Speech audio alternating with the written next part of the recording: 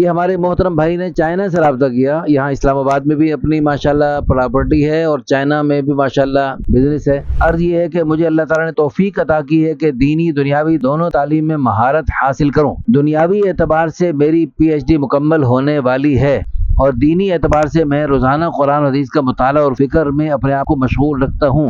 میری کوئی جہیز وغیرہ کی فرمائش نہیں. بیوہ مطلقہ دونوں رشتہ قبول ہیں. الحمدللہ دینی دنیاوی کامیابی کی سخت محنت کر رہا ہوں. باہر نکلتا ہوں بد نظری ہوتی ہے, گناہ کا شدید خطرہ ہوتا ہے. وہاں گناہ اتنا آسان ہے جیسے پانی پینا آسان. اب یہ اللہ کا بندہ, اللہ نے مالی طور پہ بھی مستحکم بنایا ہے, دینی اعتبار سے بھی, دنیاوی اعتبار سے, شکل و صورت کے اعتبار سے بھی ٹھیک ہے, خوبصورت ہے ماشاءاللہ. بسم اللہ الرحمن الرحیم, نحمدہ ونصلی ونسلم علی رسول الکریم. الحمدللہ ثم الحمدللہ. اللہ تعالیٰ کے فضل و کرم سے پورے ملک سے بلکہ دنیا بھر سے بہت اچھے لوگ رشتوں کا رابطہ فرماتے ہیں. یہ ہمارے محترم بھائی نے چائنا سے رابطہ کیا. یہاں اسلام آباد میں بھی اپنی ماشاءاللہ پراپرٹی ہے اور چائنا میں بھی ماشاءاللہ بزنس ہے. تو یہ لکھتے ہیں, السلام علیکم ورحمۃ اللہ وبرکاتہ. مولانا عادل محمود صاحب, آپ باقی دینی ذہن رکھنے والوں کے رشتے کروا کر دنیا اور آخرت کی سعادتیں سمیٹ رہے ہیں.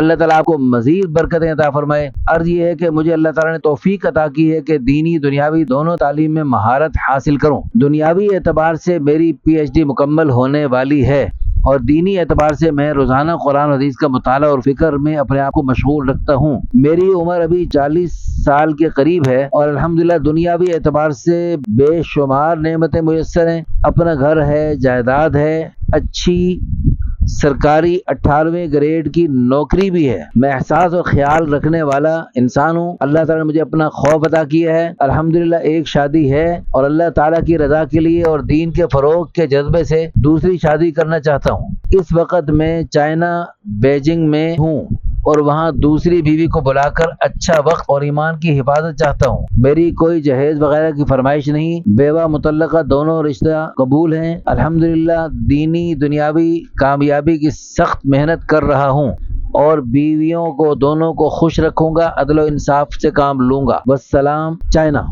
لو جی, ہمارے اس بھائی نے آج بھی میرے سے رابطہ کیا, کچھ دن سے رابطے میں ہیں اور انہوں نے بتایا کہ میں گناہ سے بچنے کی, دیکھو آپ نے ان کی دینی دنیاوی دونوں جذبہ دیکھا. کہتے ہیں میں 10 سال سے دوسری شادی کا طلبگار ہوں اور میں شدید دوسری شادی کی ضرورت محسوس کرتا ہوں. بہت ساری انہوں نے وجوہ بتلائیں اور انہوں نے بتایا کہ میں اس وقت اپنے آپ کو کمرے میں بند رکھتا ہوں چائنا میں, اپنا بس پڑھنا پڑھانا اور اللہ اللہ کرنا.